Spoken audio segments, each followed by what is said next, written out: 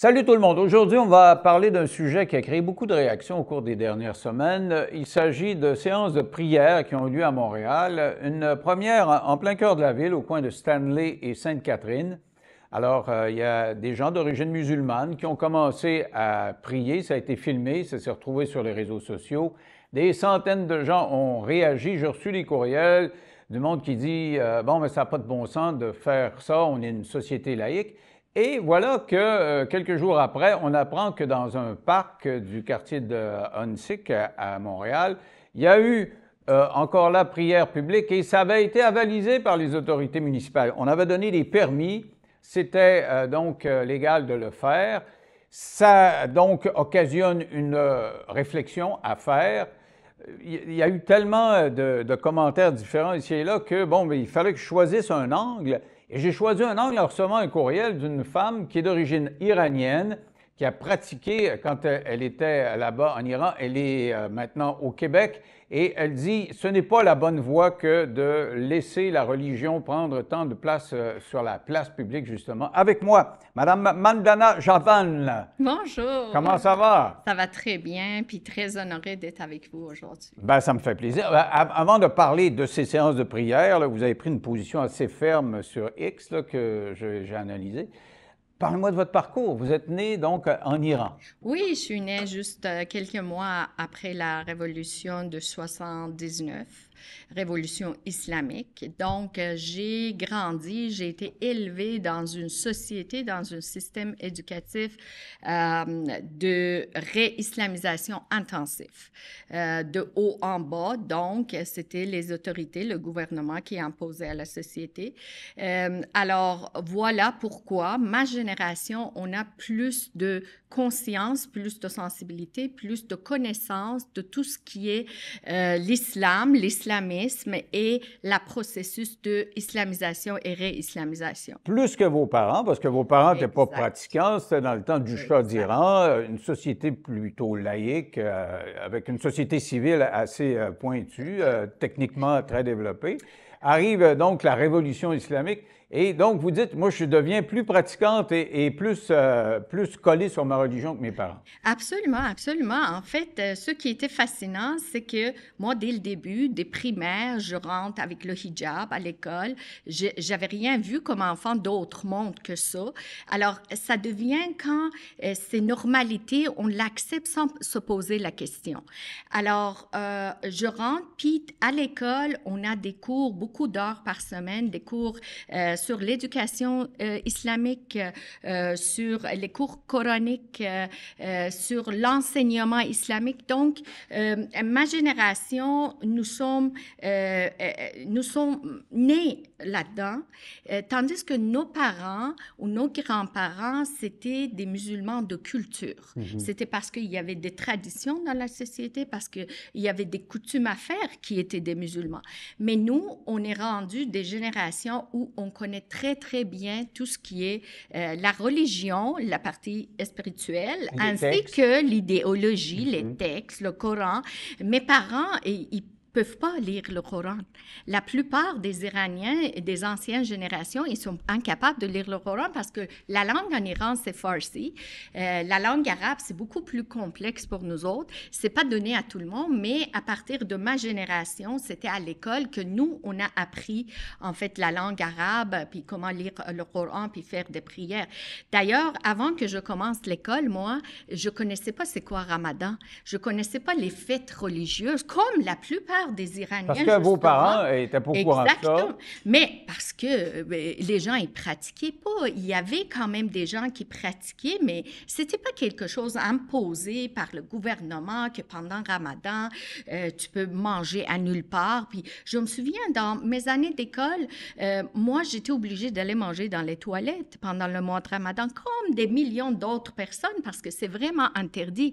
Tandis que dans le temps avant la révolution islamique, ça, genre de pratique autoritaire, ça n'existait pas.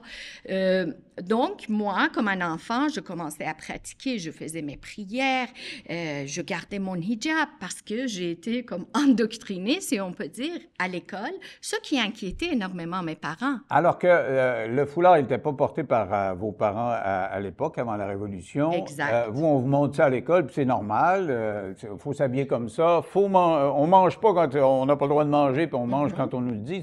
Donc, vous êtes...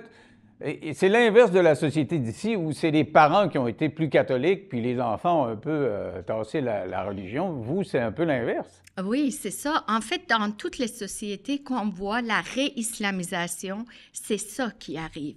En fait, si vous voyez les plus jeunes, même en Algérie, au Maroc, quand on voit dans les universités, on voit les parents, même ici, des fois, il y a des parents de culture musulmane qui ne sont pas pratiquants, qui ne portent pas le hijab, tandis que c'est leurs enfants qui vont aller se coller à ce genre de pratique-là, un peu comme une affichage identitaire, si vous voulez. Donc, je me réapproprie ma culture. Il y a des jeunes au Québec comme ça, ils vont dire, je veux me réapproprier ma culture iranienne ou arabe ou quoi que ce soit en étant plus religieux? Mais je ne peux pas dire que c'est vraiment la culture arabe. C'est une invention, c'est quelque chose qui a pas de tant d'histoire dans nos sociétés. Si vous allez voir les vêtements traditionnels des femmes pakistanaises, afghans, en Afrique du Nord, on voit pas le burqa puis le niqab. Ça, c'est des choses qui est arrivées, je vous dirais plutôt après la guerre froide, quand les Américains ils se sont rendus compte qu'il faut utiliser la religion pour faire stopper l'Union soviétique. Et ça a été idéologisé dans les années 30, 40, 50 par Qutb et l'autre Hassan al-Banna, les frères musulmans, et aussi par les islamistes chiites iraniens comme Dr Shariati, comme les intellectuels. Donc, c'est relativement nouveau dans l'histoire de la religion, dans l'histoire de l'islam. Exactement. Okay. On peut dire que c'est un peu plus ancien en Arabie saoudite. Ça a commencé d'être pratiqué dans les années 20. Après la défaite des Ottomans, les Britanniques, ils se font approcher. C'est ça. Après, ils l'ont approché la famille Al Saoud, qui était des Wahhabites. Puis, c'était les premières polices de morse. Ça a été formé dans les années 20 en Arabie saoudite pour faire ce que la police de morse fait aujourd'hui en Iran. Mais avant 1920, même en Arabie saoudite, ça n'existait pas ce genre de pratique. Alors donc, il y a cette révolution-là chez vous en Iran. Vos parents sont plus ou moins pratiquants. Vous pratiquez pas mal, puis vous acceptez les préceptes de la religion. Qu'est-ce qui fait qu'on se reparle ici au Québec? Qu'est-ce qui fait que vous quittez? Ouais. Que vos parents ont quitté avec vous? Comment ça s'est passé? Non. En fait, ma famille n'a pas quitté. Moi, ayant été une fille assez rebelle, qui s'exprimait, qui acceptait pas tout, qui se posait des questions, même pendant, en fait, dans mes cours religieux, je posais toujours des questions, puis j'avais toujours des réponses que, mais tais-toi, c'est comme ça. Alors, même si j'étais pratiquant, je restais quand même un enfant critique envers la religion. Mais il y avait des points qui m'a fait réaliser des choses. Par exemple, en islam, on dit, il y a un verset coranique qui dit « Illa bi zikrillahi tatma'innal qulub » dans le sens que c'est juste les humains qui pensent à Allah, dans le sens qu'ils disent le mot Allah dans leur tête, qui vont avoir la paix d'esprit. Et je me souviens, même si je suis devenue critique, que j'acceptais pas toutes les injustices sociales envers les filles, envers les femmes, quand je suis arrivée ici au Québec, les premiers jours, j'étais carrément choquée de voir que les gens sont en paix, puis de réaliser qu'ils m'ont menti en Iran. Mais ça, OK, c'est une fois en arrivant au Québec, mais qu'est-ce qui fait que vous partez d'Iran, là? Ouais. Vous avez quel âge d'abord? Moi, j'étais au début de vingtaine, on peut dire 22 ans, 21, 22 ans quand je suis arrivée ici avec un visa de travail. OK. Vous veniez ici parce qu'on donnait des visas qui faisaient que vous pouviez dire, je vais revenir, là. Vous n'étiez pas parti avec l'idée de revenir ou pas? Je vais vous partager quelque chose. J'avais 1 an de différence avec mon frère. On était dans la même garderie qui est devenue prématernelle pour moi. Et je me souviens quand j'avais 5 ans, à un moment donné, il y a eu un décret gouvernemental dans les garderies qui disait les filles, ils ne peuvent plus aller dans la piscine. Et la piscine est réservée aux garçons. Et mon frère était, moi je l'appelais toujours un poule mouillé parce que c'était pas un gars courageux, il pleurait, il voulait pas rentrer dans la piscine. Mais moi qui étais une fille de 5 ans, je mourais pour aller dans la piscine, mais j'avais pas le droit. C'était là que les adultes, ils m'ont parlé, ils m'ont fait comprendre, t'es une fille. Quand tu es née une fille, il y a plein de choses que toi, tu vas pas avoir le droit de le faire, que les gars, ils ont le droit de le faire. Et c'était là que j'ai réalisé que ça ne fonctionne pas avec moi. Moi, je veux être libre et je veux expérimenter la vie comme mon frère. Pourtant, je voyais mon frère qui ne voulait pas expérimenter parce qu'il était moins courageux que moi. Et ça m'a cliqué quelque chose. Mais après ça, vous grandissez. Par exemple, on allait au parc. Moi, je n'avais pas le droit de me balancer au parc comme enfant. Et ça me brûlait. Une des choses... Les filles n'avaient pas le droit. C'est ça. OK. Et une des choses qui me brûlait énormément comme enfant, je voulais me faire balancer. Et les 2 premières années que je suis arrivée ici au Québec, les 2 premiers étés, j'ai passé mon temps à me balancer dans le parc. Même dans la vingtaine. C'est ça. C'est ça. Puis des fois, sincèrement, je vois les femmes musulmanes, je vois les femmes d'origine iranienne qui sont en train de se balancer dans les parcs. Puis je dis, oh my God, je comprends ta douleur. Parce que on peut pas, il nous prive de tout dans la vie quand on est femme. Alors, on peut avoir, j'avoue que si j'ai été si forte dans la vie, ma foi, même maintenant malheureusement je ne l'ai plus, ça m'a aidé beaucoup pour avancer dans la vie parce que moi, j'ai décidé de me mentir que le Dieu est gentil puis il est différent de ces gens-là. OK. Il y a un Dieu, effectivement, mais c'est pas nécessairement comme ça qu'il pense. C'est ça. Fait que moi, peut-être c'est une genre de... en anglais, on appelle ça self-deception. Ça veut dire mentir à soi-même pour sauver. En québécois, on dirait se péter de la boue. S'auto-péter de la boue. C'est ça. Mais donc, moi, ce qui m'intéresse, c'est la jeune fille que vous êtes, là. 19, 20, 21 ans. Vous étudiez quand même, parce que les femmes ont le droit d'étudier. Vous avez quand même ce droit-là. Absolument. Et vous devenez des études haut de gamme, là, quand même. Oui. J'ai étudié physique à l'Université de Téhéran, qui est l'université le plus prestigieuse en Iran. Donc, c'est pas anti-femme tant que ça, si vous avez le droit d'étudier. Non, parce que d'ailleurs, c'est pour ça, des fois, j'aborde ce sujet-là, qu'en Iran, par peut-être la différence culturelle qu'on a avec les Arabes, les femmes, ils ont eu toujours une place assez importante puis assez imposante. Donc, même dans le temps de Shah, on avait des femmes qui étaient des ministres, qui étaient des grands juges de cour supérieure. C'était juste après qui est rendu comme ça. Alors, non, il n'y avait pas de limite. Mais par contre, en Iran, on rentre dans les universités par un concours national. Donc, il y a, par exemple, 1 500 000 qui vont aller dans ce concours-là. Puis, au bout de ligne, il y a 100 000 qui vont avoir le droit de rentrer dans les universités. Mais depuis la révolution islamique, avec les années, on a vu que de plus en plus, les gens qui sont plus compétents scientifiquement, qui passent le concours, sont des filles. Alors, à un moment donné, on est ramassé à 85 % des filles dans les universités. Fait que le Parlement, il a rentré, il a dit non, on va mettre une limite, 50 % toujours les gars, puis 50 % les filles, même si les filles sont plus compétentes. Fait que, et en général, études universitaires, puis études, c'est très, très valorisé. Vous le savez, l'Iran, c'est le pays qui a inventé la mathématique, trigonométrie, astronomie. Donc, il y a beaucoup de valeurs culturelles très, très enracinées en Iran par rapport à tout ce qui est l'étude, un peu comme Inde, en Chine. Donc, vous dites, nos racines culturelles faisaient en sorte que même sous un gouvernement islamique, on pouvait aller à l'école.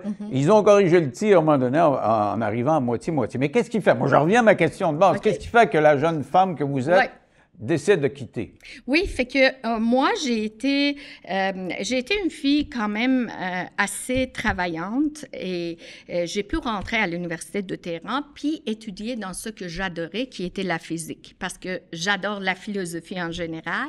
Puis, comme maintenant, je m'intéresse aux philosophies politiques ou tout ce qui est sociologie, à l'époque, je m'intéressais à la philosophie des lois naturelles.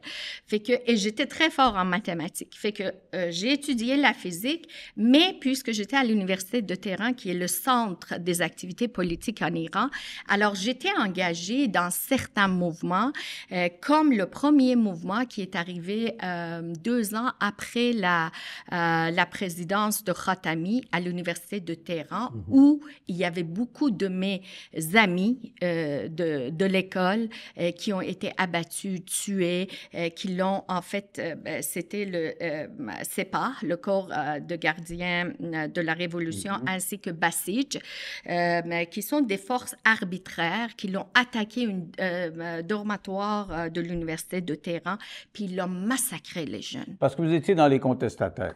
C'est ça, exactement. Alors, là-bas, la contestation, c'est c'est ça, c'est l'exécution quasiment. Donc, vous êtes parti parce que vous aviez peur de connaître ce sort-là? Non, j'avais pas peur. C'est juste que je trouvais que je vais perdre ma vie parce que je voyais que j'ai une vie à vivre, vous comprenez?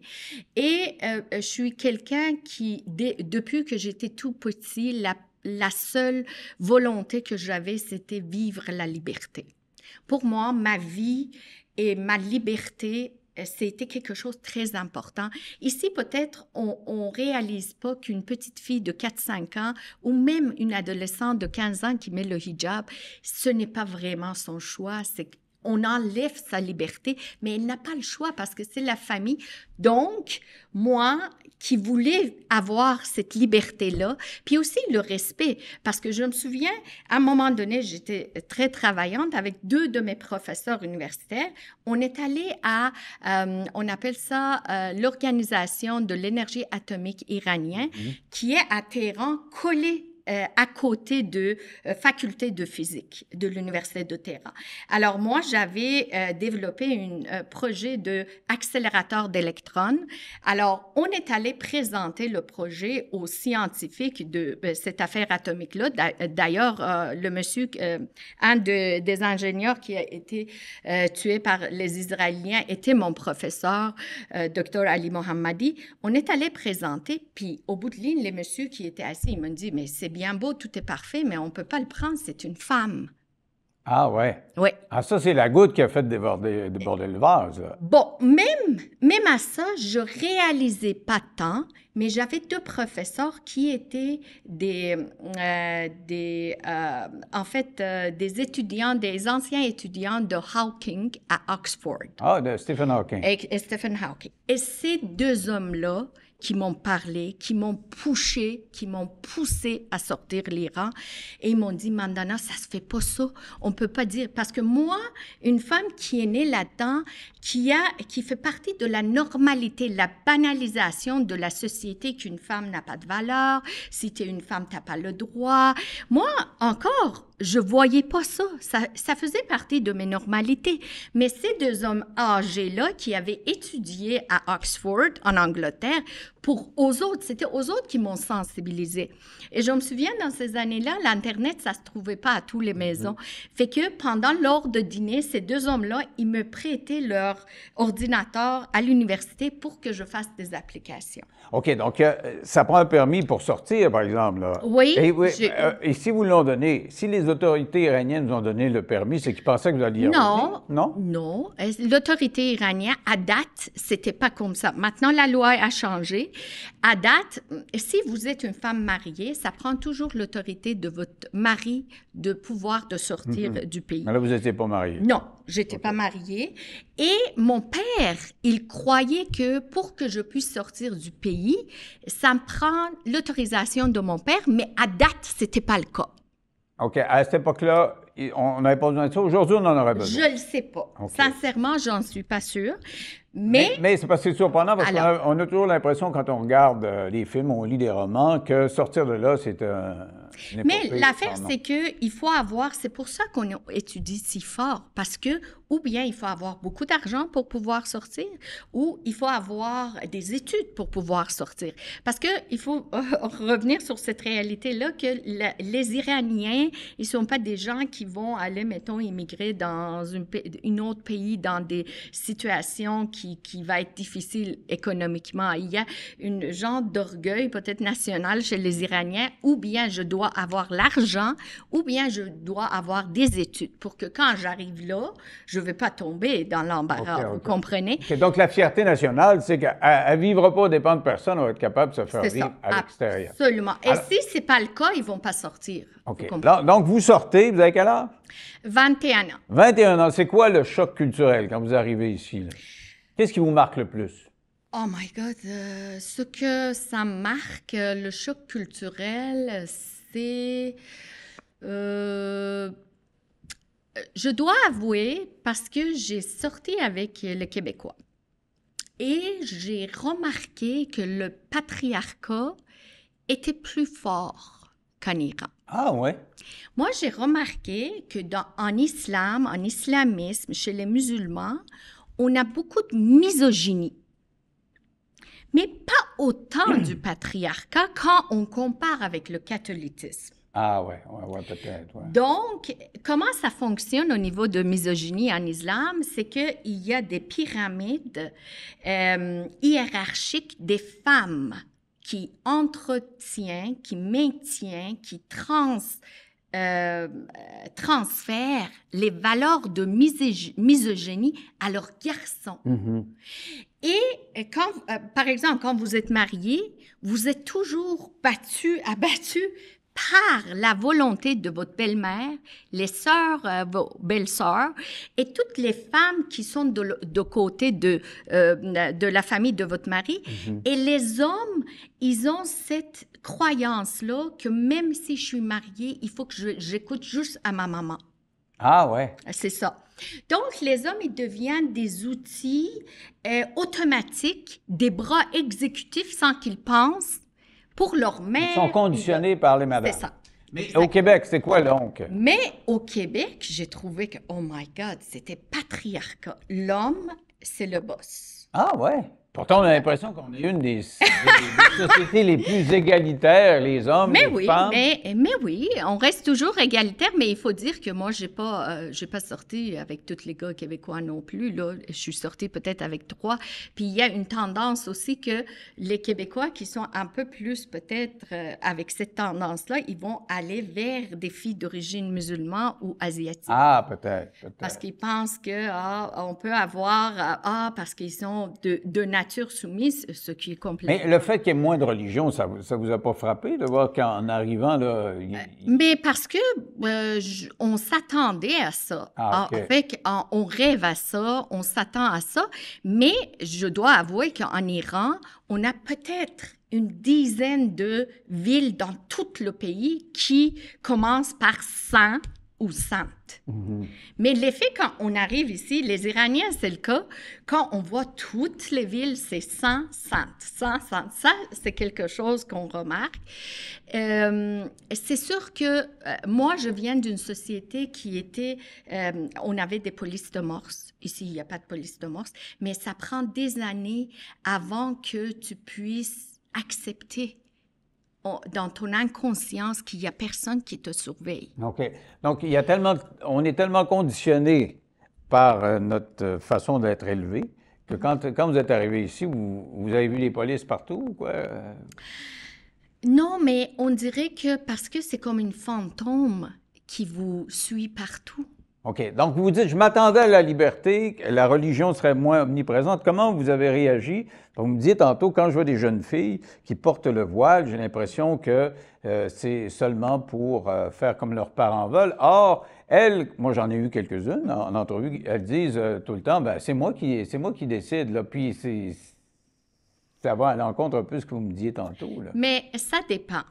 Ça dépend. D'habitude, les femmes qui portent le hijab, puis qui sont dans les premières générations de l'immigrant, ils ont ce désir-là d'être libre, puis de s'habiller librement. Mais je ne parle pas de troisième, quatrième génération qu'on voit un peu ce qui se passe dans les pays européens en France, que sont des filles qui embarquent dans un mouvement identitaire où ils vont aller chercher des privilèges, que ça soit social, qui vont se faire remarquer en faisant ça. Vous comprenez? Il faut faire la différence. Je connais des filles d'origine musulmane ici, des femmes, qui l'ont décidé d'enlever le hijab. Mais la pression communautariste était tellement énorme donc, qu'ils ont fini des compatriotes par qui sont ici aussi disent ça n'a pas de bon sens que tu n'aies pas de foulard, ou c'est ça? Ou... C'est pas des compatriotes, c'est plutôt des rassemblements communautaristes où les gens, d'ailleurs, c'est le multiculturalisme canadien qui donne la naissance à cette culture de communautarisme-là, où on ramasse les gens de même origine. Par exemple, on donne des ressources communautaires à la mosquée. OK? Donc, les gens, quand ils arrivent, on les envoie, on dit, il y a telle mosquée dans votre quartier, il va s'en occuper de tout.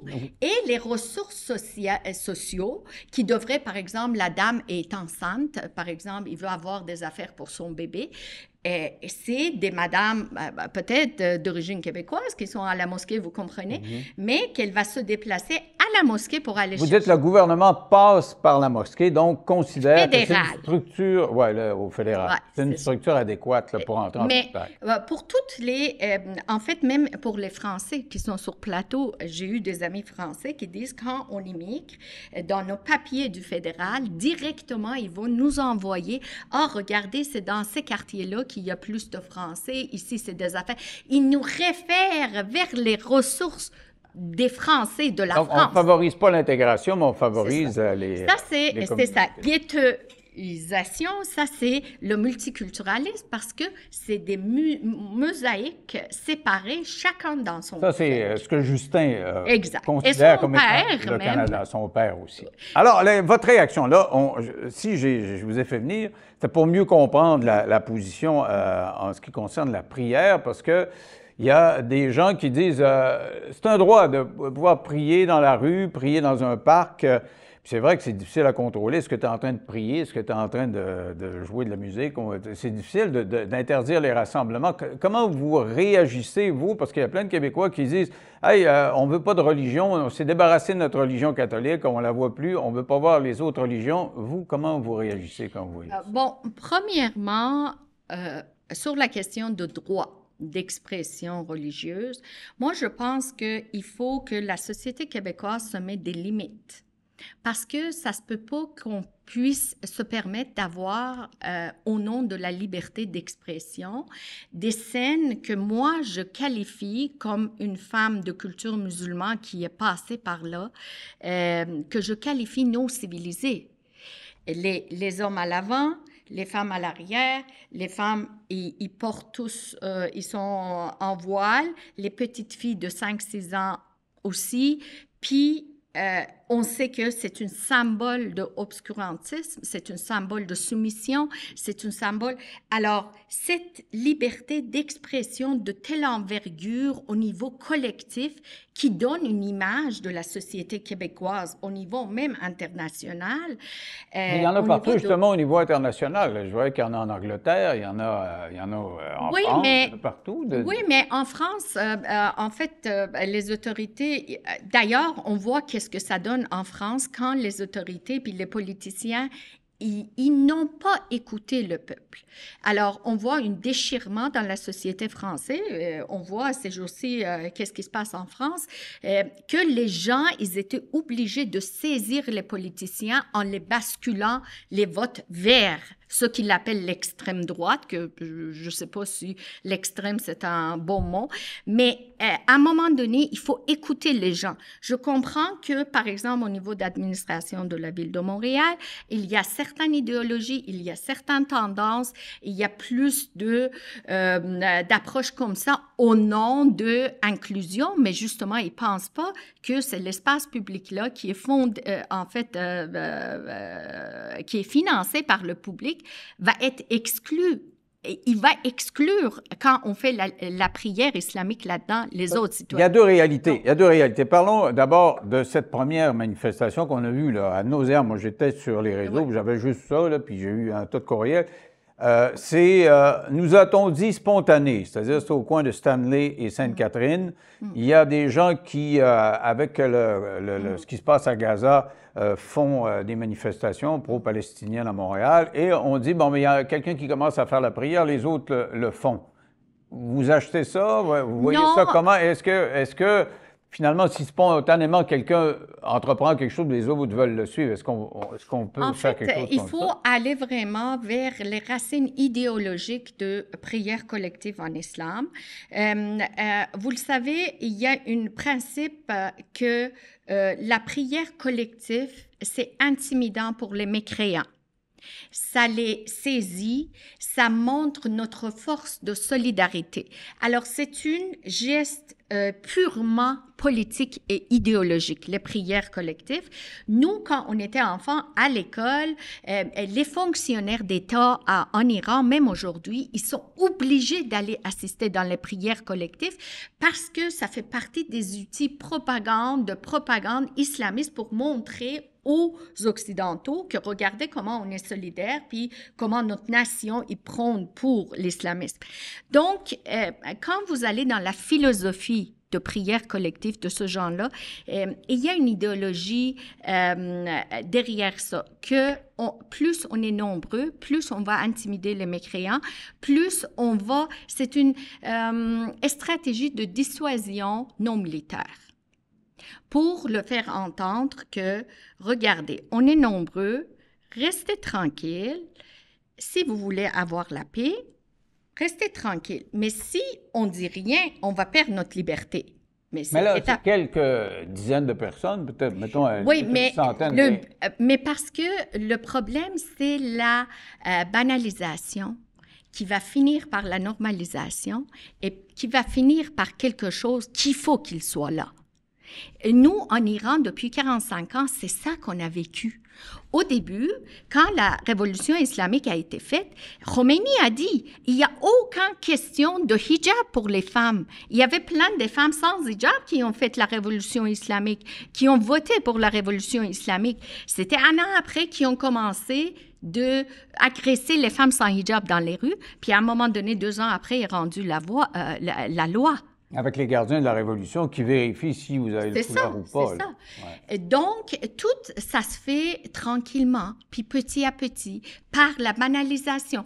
Comme les scènes que je vois dans les mêmes prières collectives, que ça soit pour le Gaza ou que ça soit dans le parc pour la fête de Al-Adha, vous voyez des enfants de 4-5 ans qui sont en train de faire la prière. Mais si on va à l'église, on voit des petits enfants qui vont se faire baptiser ou je ne sais pas quoi là, chez les catholiques. Là. Oui, mais Église, ce n'est pas le même argument parce que le christianisme a dépassé cette évolution historique dans les sociétés humaines de se mêler en politique.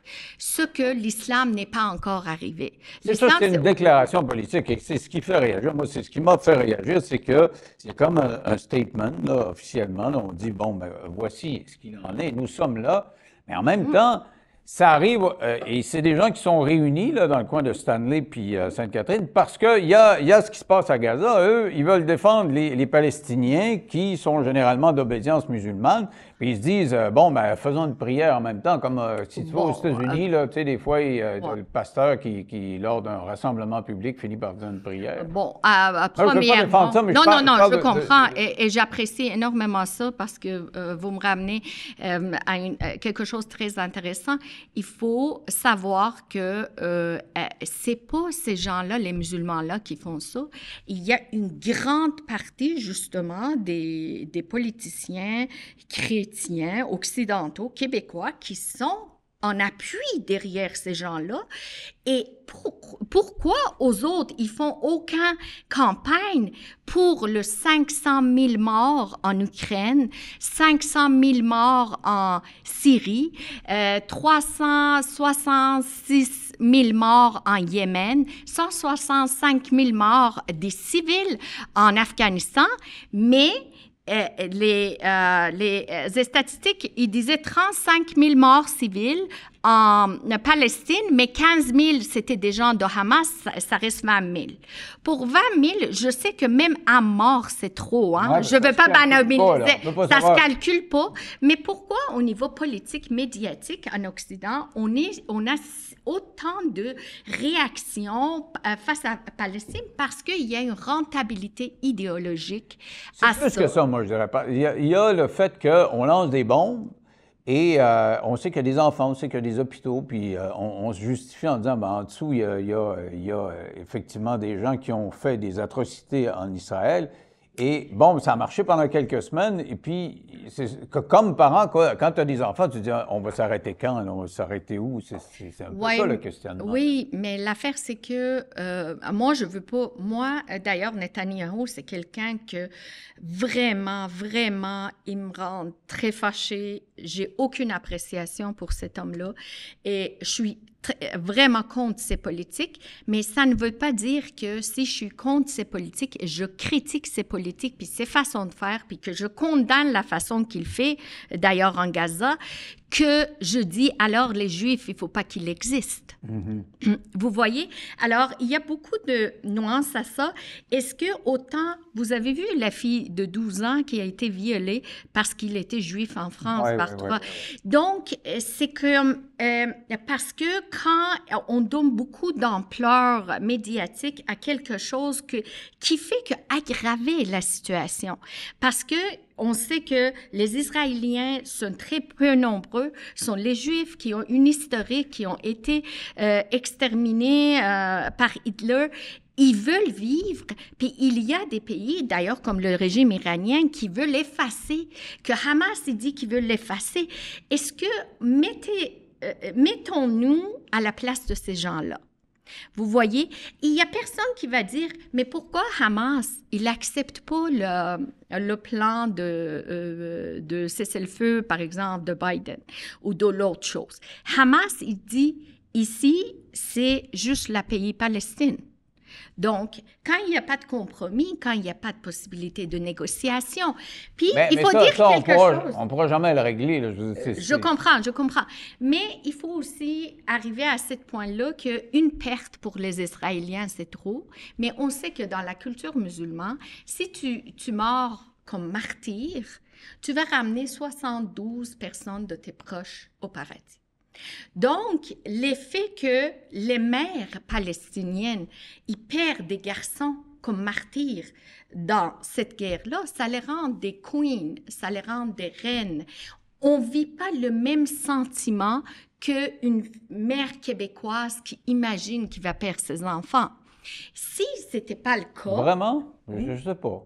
Ah ouais? Oh oui. Ils croient suffisamment à je ne dis pas tout le monde, mais une bonne... Pas ton enfant, là, il va beau dire que dans la vie d'après la vie, là, mais tu sais, je veux dire, la vie qu'on ça est suffit, là, vous allez faire une recherche sur YouTube avec le mot « intifada » de couteau. OK? Alors, vous allez voir des documentaires dans cette intifada de couteau que, par exemple, une jeune de 15 ans qui a attaqué, qui a tué comme 3 juifs juste à la rentrée d'une place qui a été abattue, puis comment sa mère est fière que « Oh, mon fils est martyr ». Je ne dis pas que c'est le cas, en fait, c'est le cas de tout le monde, mais c'est le cas qui est médiatisé dans les propagandes du Hamas. Alors, mais ça, c'est pour les extrêmes, mais les gens qui manifestent, là, qui manifestent pas, ils font un camp, puis ils sont à côté, puis ils disent, on va aller faire une prière, by the way. Est-ce que c'est sur le même pied? Est-ce que c'est nécessairement des extrémistes, ces individus-là? Vous voulez dire ici à Montréal? À Montréal, moi, je pense pas. Moi, j'ai parlé à plusieurs de ces personnes-là. Je ne parle pas de ceux qui font la prière, mais les jeunes Canadiens, Québécois qui sont dans les camps, puis ils savent rien. Ils savent rien de c'est quoi la réalité. Ils sont juste contre la guerre, dans le fond. Ils sont juste... puis un peu, c'est l'âge aussi, puis je comprends aussi, c'est la justice, puis ce qui nous donne aussi au niveau médiatique, vous comprenez. Mais ceux qui font la prière, moi, je n'ai aucune idée Il faut... Bien, vous me dites, c'est une déclaration politique. Est-ce qu'ils font Ben aussi... oui. Bien, quand ils le font Ils savent. pour encourager les gens à résister ou comment vous voyez ça? Non, ça n'a rien à voir avec Palestine. Non? Des choses comme ça, il OK. n'y a aucun C'est eux qui disent on est là. Il l'aurait il fait n'y de a toute façon. aucun effet positif pour la Palestine. C'est vraiment pour les buts politiques qui va être exploité ici, à Blad el-Koufr. Ça veut dire le terre des mécréants. Alors, justement, sur la terre de mécréants, il y a un parc. Et là, la manifestation dans le parc, c'est autre chose. Parce que ça, celle-là, on nous dit c'est lié au conflit. Vous me dites, bon, dans le fond, c'est pas lié au conflit. C'est Bon. ça. Mais l'autre, on dit c'est une manifestation annuelle. C'est une prière en public dans le quartier Anzik. À Anzik, ils ont eu le permis l'année passée de le faire. Puis comme il n'y a pas eu de réaction sur les réseaux sociaux, on dit on va leur donner encore cette année. Et donc, c'est avalisé par les autorités municipales. Puis eux autres, ils disent, ils sont très surpris, ceux qui ont organisé cette prière musulmane à 7 heures le matin dans le parc, de dire, ben pourquoi il y a tant de réactions? Il n'y en avait pas l'année passée. Alors, vous voyez ça comment? Oui, en fait, je pense que j'étais une des premières qui a porté une plainte. Puis quand j'ai appelé, puis j'ai parlé, il y a quelqu'un qui m'a dit, mais voyons donc, on a donné le permis, mais ils n'étaient pas supposés de partager l'événement sur les réseaux sociaux. On n'avait pas donné permis pour qu'ils partagent la nouvelle d'événement sur les réseaux. Non, on leur a donné la permission, il ne fallait pas que les gens le sachent. Ah, ouais. Mais quel genre de permis de ville y est? Est-ce qu'il y a un nouveau dans l'administration de Mme Plante? Est-ce qu'il y a une nouvelle catégorie de permis qu'on donne aux groupes religieux pour dire, OK, vous allez faire... Alors là, le monsieur, il me posait, mais où vous allez trouver ça? Où? Et c'était vraiment la question que comment il s'est trouvé sur les réseaux sociaux. Est-ce que les gens qui ont organisé la prière, ils l'ont mis sur leurs propres réseaux sociaux ou est-ce que quelqu'un qui était malveillant l'a partagé pour nuire à ces gens-là? Fait que j'invite les gens qui sont actifs pour aller voir c'était quel genre de permis. Est-ce que ça a été détaillé vraiment sur ce permis-là? On vous donne le permis, mais que vous n'allez pas propager la nouvelle sur les... Comme ça, il paraît qu'on a écrit ça quelque part. Alors, on peut peut-être le dire au téléphone, mais OK, il n'y a pas trop. Mais ça avait eu lieu l'année d'avant, puis il n'y avait pas eu de réaction. Non, parce que justement, il n'y a pas eu, nous, on n'a pas eu de connaissance de cette affaire-là.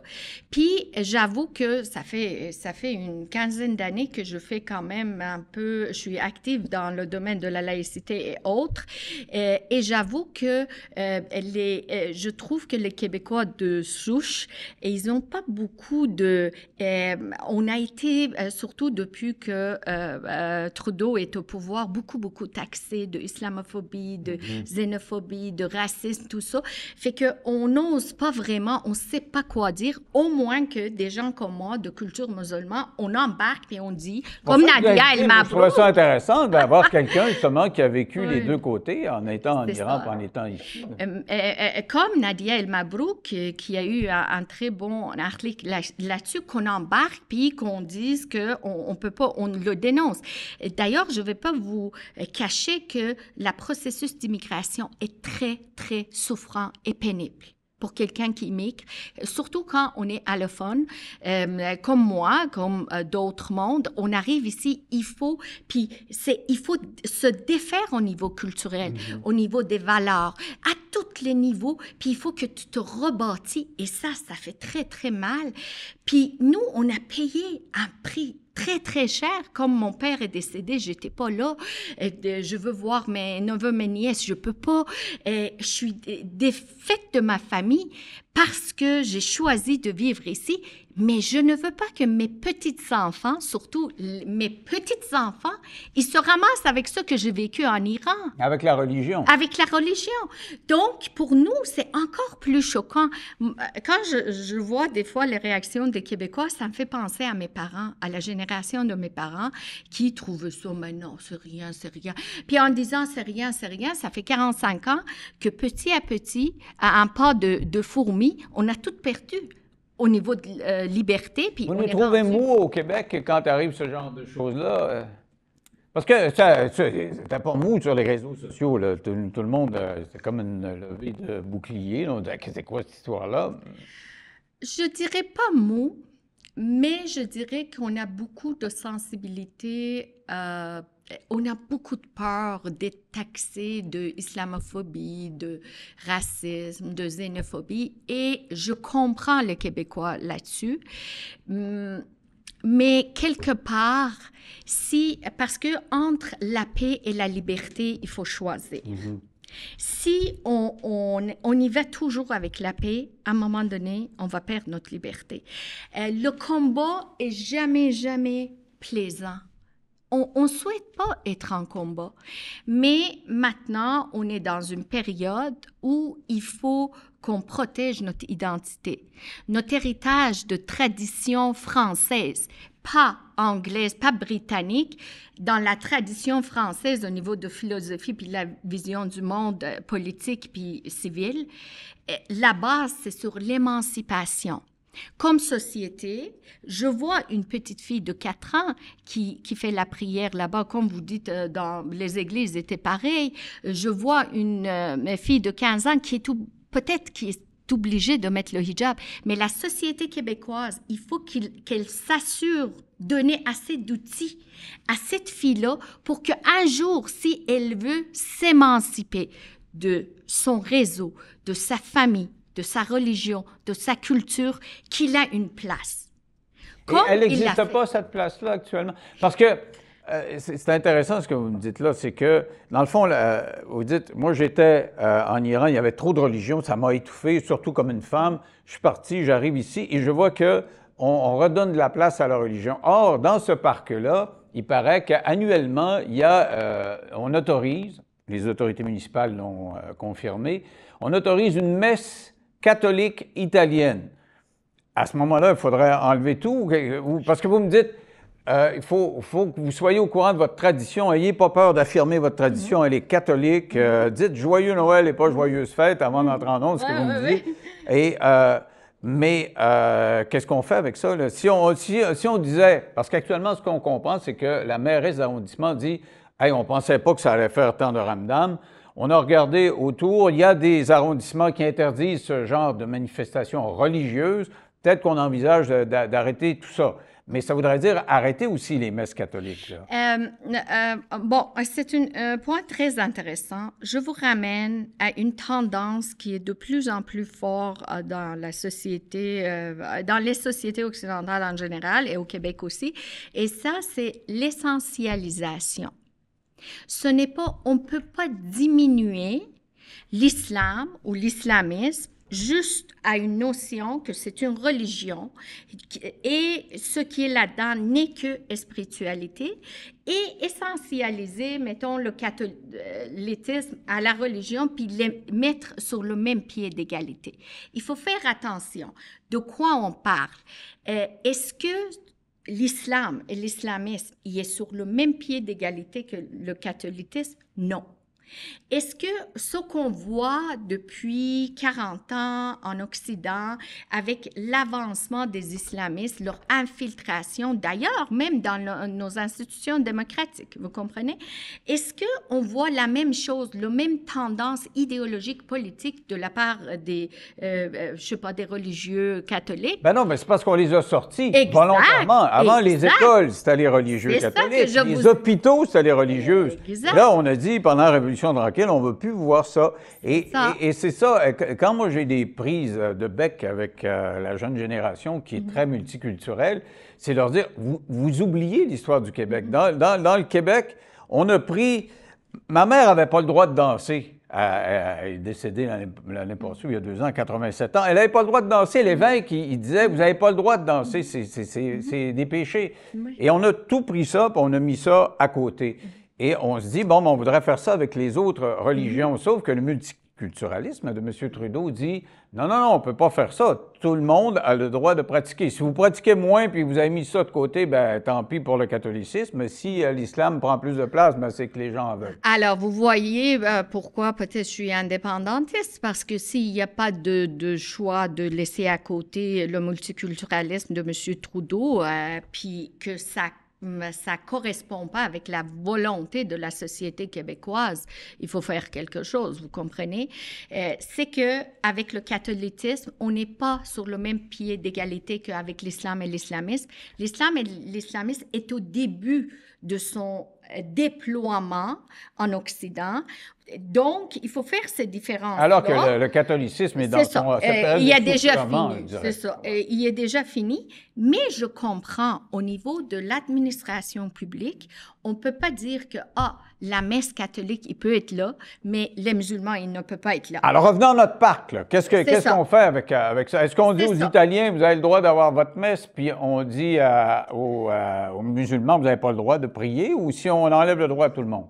Moi, je trouve, enlever le droit à tout le monde, ça ne revient pas au conseiller municipal, au conseil de l'arrondissement, aux politiciens au niveau palier gouvernemental des municipalités. C'est une décision qui devrait venir au niveau du gouvernement du Québec, qui devrait aller bonifier la loi 21, puis qu'ils disent, là, tout ce qui est les rituels, la cérémonie, les pratiques religieuses sur l'espace public, ça se fait pas. Parce que c'est large, l'espace public. On sait que le ministre Drainville a décidé d'interdire les classes de culte, c'est-à-dire qu'il y ait dans une école un lieu physique réservé au culte, et puis il y a des gens qui sont opposés, sont allés en Cour suprême. La Cour suprême a dit, nous autres, on ne touche pas à ça. Donc, on n'a pas le droit, actuellement, on n'a pas le droit, à cause de cette décision de non-implication de la Cour suprême. Qu'est-ce qu'il faudrait faire avec cette prière publique? C'est parce que l'espace public, c'est grand, c'est une rue, c'est un champ. Si on n'a pas le droit de s'en aller dans un champ, puis on est 25 personnes, puis on dit à n'importe quelle religion qu'on pratique, ça fait très dictatorial de dire vous n'avez pas le droit. Même si j'ai passé 15 ans de ma vie à l'université à étudier, je n'ai pas étudié en droit.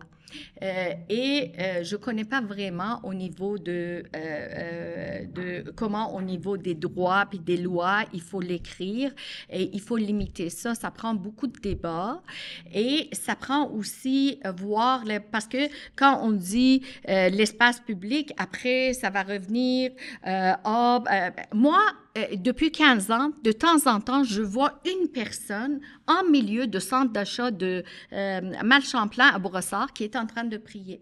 Moi, je suis de culture musulmane, ça me choque énormément. Vous comprenez? Ça me choque parce que les musulmans, ils savent que si maintenant, tu ne peux pas faire ton prière par exemple, du matin ou de midi ou de l'après-midi. Tu peux aller le faire après, à la fin de ta journée. Ce que depuis toujours, les gens y faisaient quand ils travaillaient. Il n'y a rien de grave de ça. Tu ne veux pas aller en enfer parce que tu n'as pas fait exactement à midi. Mais toutes les gens, que ce soit une personne qui fait la prière dans la rue ou au centre d'achat ou au parc, que ça soit 10 personnes ou 2000, c'est une prière, c'est une manifestation idéologique et politique. Mais je comprends, mais on ne peut pas leur enlever le droit. Là. Je veux dire, si une religion sait faire ça, l'autre sait faire ça. Moi, je vais vous dire la différence. Je lisais dans le Journal de Montréal, José Facal, qui est un ancien ministre péquiste, puis un universitaire de renom, avait une bonne position. Il dit, il s'agit de ne pas permettre de ne pas permettre la religion, mais de ne pas permettre à une religion de s'approprier un espace public. C'est différent. C'est-à-dire que si tu as 400 personnes, mais si tu es sur le trottoir puis le monde ne marche plus parce que tu es en train de faire une cérémonie, ou tu es sur la rue puis tu bloques le trafic parce que tu es en train de faire une cérémonie, ou tu es dans le parc puis tu ne peux pas aller faire pipi à ton chien parce qu'il y a une cérémonie, là, ce serait inacceptable. Mais là, je vais le faire. Facal. Alors, je le fais l'avocat du diable parce que j'ai été quand même élevée par l'idéologie islamiste. Alors, dans ce cas-là, si l'occupation des espaces publics, c'est irrégulier, ça passe. Oui. On ne veut pas ça. Ben, c'est ça. Toute l'occupation de l'espace public en France qui fait autant la une des médias, puis qui fait autant de conflits au niveau de société, puis des gens, c'est irrégulier. Vous allez jamais voir qu'un groupe des gens, ils vont faire leurs 5 prières sur la même place. Même place, à toi et jamais. Ils sont beaucoup plus intelligents. Est-ce qu'il y a un côté provocation à ça? Parce que c'est sûr qu'ils savent là, que si on arrivait avec une loi comme ça, tu ne peux pas t'approprier, mais je veux dire, puis la police ne peut pas courir après, ils vont-tu être là demain? Non, absolument. Ça ne revient pas aux polices de régler ça. Ça ne revient pas aux villes de régler ça. Ça revient vraiment au gouvernement de bonifier la loi 21, même si c'est encore, par exemple, c'est juste sur les parcs et les rues. Vous comprenez? Si on ne veut pas aller plus loin, et il faut que ça soit fait parce que pourquoi ces provocations?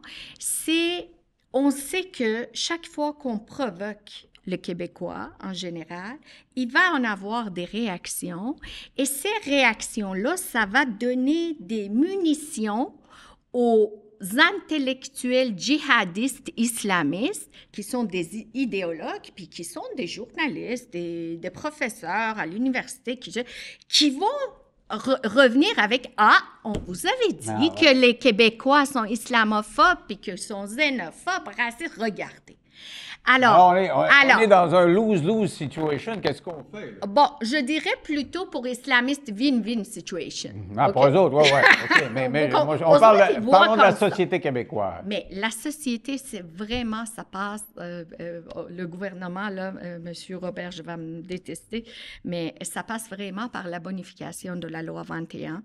Moi, je ne vois aucun maire ou mairesse ou conseil d'arrondissement de pouvoir trancher cette affaire-là. Ça ne revient pas à eux.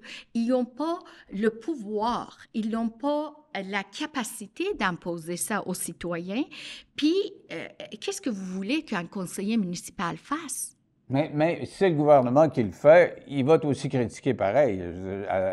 Ils vont invoquer, ils vont aller en Cour suprême. Je ne sais pas si la Cour suprême s'en occuperait, là, mais... Bon, qu'il fasse, parce que je vais vous référer à une loi du thermodynamique. Étant physiciste, je fais toujours des parallèles entre les phénomènes sociaux puis le monde physique. La deuxième loi de thermodynamique, tout simplement, je vais vulgariser, ils disent, si vous versez un verre d'eau par terre, vous n'allez pas pouvoir le ramasser. Mm-hmm. C'est fini.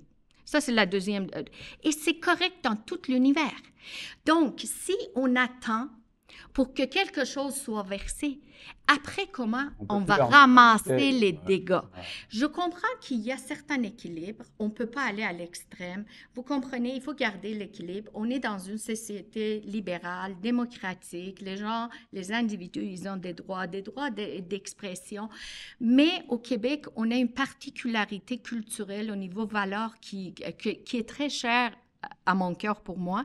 Et ça, c'est le principe de la bonne foi. Mm-hmm. Alors, ce principe de la bonne foi-là, est-ce qu'au Québec, on est si intolérant que ça? Oh non, pas du tout. Donc, on est plus... Parce que moi, je nous vois... Je voyage pas mal, puis je nous vois comme étant d'abord une société... Plus tolérante. C'est ça, beaucoup plus tolérante, des fois beaucoup plus molle qu'ailleurs, dans bien des domaines.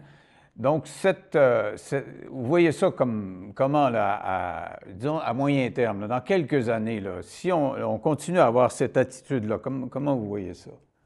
Mais sincèrement, moi, j'essaie toujours, depuis des années, de ne pas avoir l'air de quelqu'un alarmiste. Pas du tout, du tout. Je ne veux pas ramener les gens sur ça, mais malheureusement, des fois, quand on est entre nous, par exemple, les femmes iraniennes, tunisiennes, marocaines, puis on se parle entre nous, là, des gens de culture musulmane, on dit, si dans 50 ans, dans 100 ans, par la démographie et par des choix démocratique. À un moment donné, il y a une loi à l'Assemblée nationale que dans tel contexte, les femmes, tout le monde, il faut qu'ils portent le hijab. Les premières qui vont porter le hijab, c'est des femmes québécoises de souche, pas nous autres. Ah ouais, parce que vous les trouvez... Très dociles. Les Québécois sont dociles, sont beaucoup à l'écoute. Ils acceptent plus facilement que nous autres, moi, je trouve. Et ça, c'est un danger. D'ailleurs, je vois des fois la tendance que ça pourrait exister chez les jeunes Québécois de souche, surtout chez les filles, pour aller vers l'islam et porter des affaires. Je ne sais pas s'ils porteraient effectivement un jour des foulards ou quoi que ce soit, mais c'est vrai que les jeunes ont peur de la friction. Puis moi, j'ai des enfants qui me disent « Hey, papa, on ne dit pas ça, puis on ne peut plus dire ça, on ne peut plus penser ça, puis si tu as pensé ça, il faudrait que tu demandes à l'autre qui, tu sais, à un moment donné, on a le droit de dire ce qu'on pense ou pas, là. » Oui, mais c'est un choix déchirant entre avoir conservé la paix ou la liberté. En tout cas, on a eu la liberté d'en parler ici, puis on a encore la liberté d'en parler ici. Puis c'était le fun d'avoir le point de vue de quelqu'un qui a vécu ce que c'était là-bas et qui a eu ce choc culturel en arrivant et qui voit un avenir, si, dépendamment des réactions, là, qui sera conditionné par ce qu'on fait aujourd'hui. Merci beaucoup, ça a été fort intéressant. Merci beaucoup pour moi aussi.